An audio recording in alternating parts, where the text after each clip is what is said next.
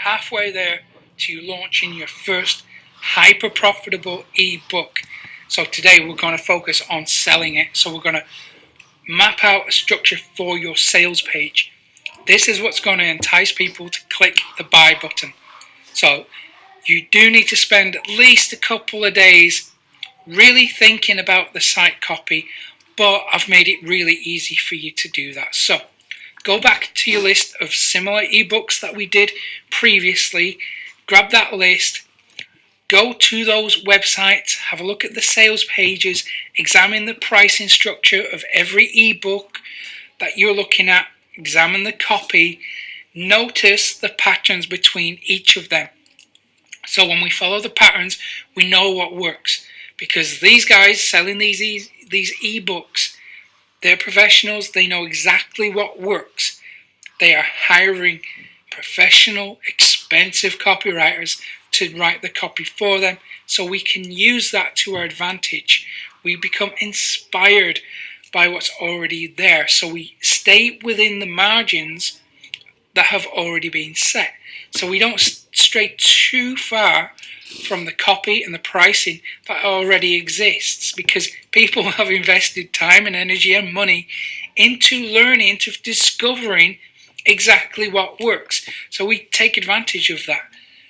So stay within the margins that have already been set.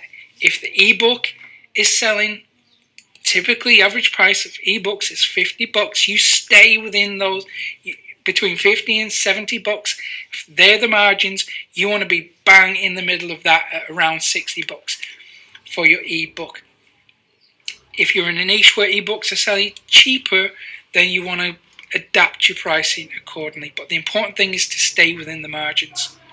So here's an 8-step basic sales page structure. When I'm writing my sales pages, this is what I tend to use. This is the framework I use. And I use this because it converts. I know it converts because I do this professionally. This is all I do. is digital marketing. I don't have any other job that I go to on the side. This is it. So I'm pretty good at it. So I'm going to show you the 8-step sales page structure that I use. So the first one is to call out your audience and what they want. This is really important. So explicitly state in the headline, make it bold, make it direct, who your audience is and what they want to achieve. It's that simple. That's your headline. And then you create a desirable outcome for them. So we can do this in either the subheadline, or we can use it as a hook in the first paragraph. And this will pull people in, this will trigger their interest in what you've got. And then we maintain that interest by identifying their biggest problem, and then we agitate that problem. So we find out what's causing them pain. We remind them of the pain. And then we rub salt into the wound, we agitate. So we really focus on how bad that problem is, how much it's causing suffering and pain in their life.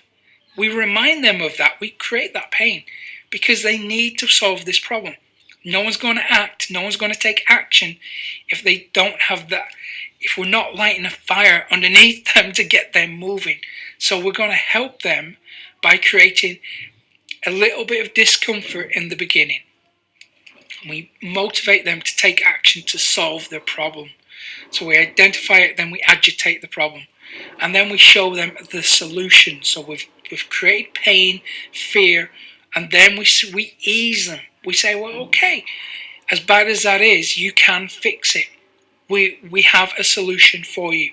You show them the solution, which is your ebook, and then you tell them the benefits of it. You would typically give them bullet points, easy to consume, easy to digest, easy to read bullet points. Each bullet point with 3 benefits. So we have an overall benefit for each bullet point broken into 3 individual benefits, and we stack. This is layering the benefits. So we make them feel like it would be foolish to not take you up on this offer. So we structure the benefits that way, and then we remove objections. So of course, Not everyone is going to buy just because you tell them to. They have questions, they have doubts, so we acknowledge those hesitations, and then we remove them. We call those out. We say, no matter if you're in such a position or if you're worried about X, and then we say why that is no longer an objection, no longer a valid objection, and we move them forward like that. So we have to call out their objections, and then we give them a guarantee. We remove the risk. What's the worst that can happen? We acknowledge this, that it is a risk, and then we take it away. So we make it easy for them to go ahead and click the buy button, and then we give them a direct command to click that button. I know a lot has been written about copywriting and how to structure sales pages, but this is what works.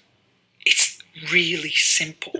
When you have these, each one of these it's structured in such a way that it corresponds to the way someone makes decisions, the way our mind makes decisions. So it acknowledges the psychological aspect of what's happening when someone is considering a purchase.